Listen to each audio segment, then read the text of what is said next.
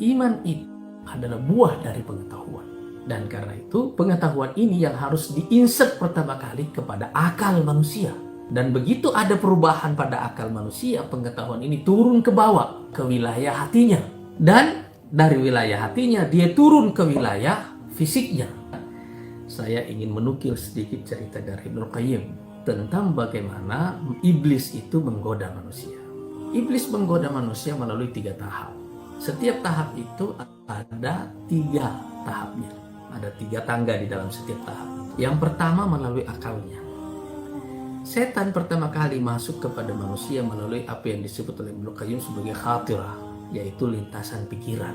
Setiap saat ada banyak lintasan pikiran yang masuk ke pikiran kita ini. Lintasan yang berulang terus-menerus itu yang turun menjadi zakirah, memori. Memori yang terus-menerus menguat, mulai kita pikirkan secara berulang-ulang, itu yang turun menjadi fikrah, ide.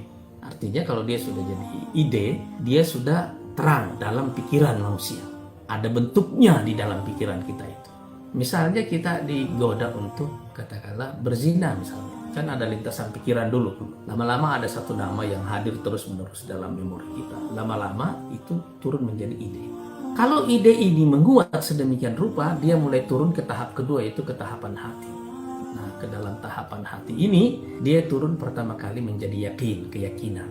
Kalau keyakinan ini menguat, dia turun lebih dalam lagi ke dalam hati itu, membentuk namanya, kalau energi ini menguat, dia turun ke bagian paling dalam dari hati kita, namanya azimah, tekad.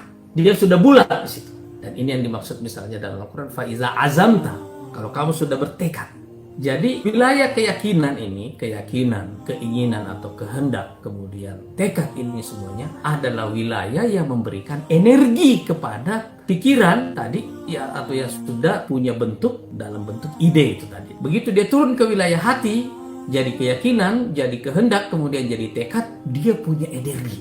Dari energi inilah dia turun ke wilayah fisik kita itu, dalam bentuk tindakan. Satu kali kita melakukannya, ternyata enak. Maka kita mengulanginya. Kita ulangi lagi. Tindakan yang dilakukan secara berulang-ulang, itu yang disebut dengan kebiasaan. Nah, kebiasaan yang berlangsung dalam waktu lama, itulah yang disebut akhlak. Karena itu Imam Ghazali mengatakan bahwa yang disebut akhlak itu adalah satu tindakan yang dilakukan oleh manusia tanpa melalui proses berpikir sebelumnya. Karena dia sudah seperti organik begitu, turun langsung, sudah lancar.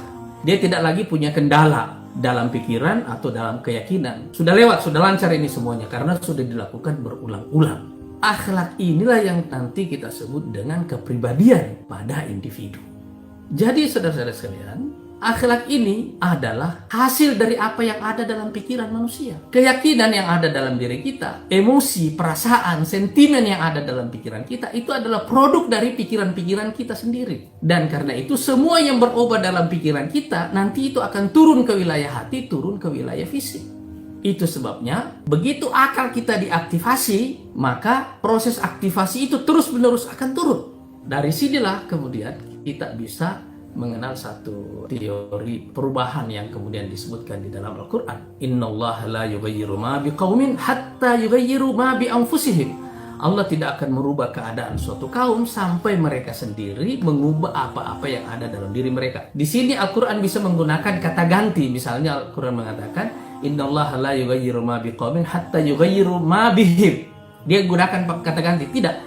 Tapi di sini dia mengembalikan satu makna, artinya juga jamak, tetapi diambil dari kata yang punya makna tunggal, yaitu nafs, diri, individu.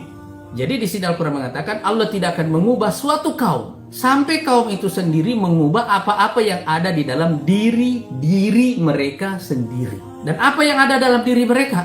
Akalnya, hatinya, dan perilakunya. Jadi manusia ditentukan oleh faktor itu tadi.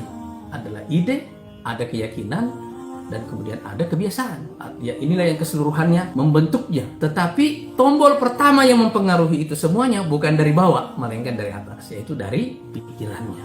Dan itulah tombol pertama yang diaktifasi oleh Islam ketika Al-Quran ini turun. Dan Al-Quran menganggap dengan begitu bahwa iman itu adalah satu proses di mana manusia pasti akan sampai ke situ kalau ada proses aktivasi pada akalnya itu.